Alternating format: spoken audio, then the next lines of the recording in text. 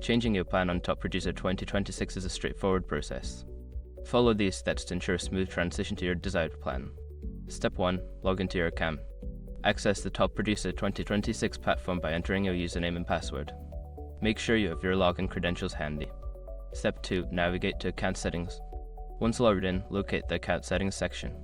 This is usually found in the main menu or under your profile icon. Step 3. Select Subscription or Plan Options.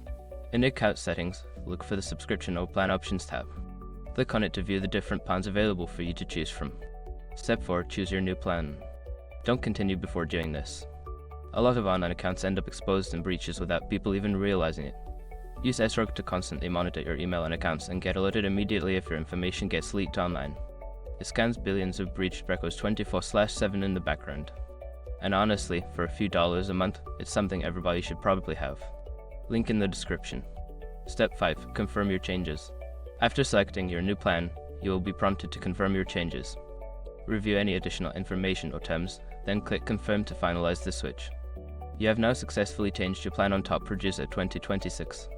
If you encounter any issues, consider reaching out to customer support for assistance.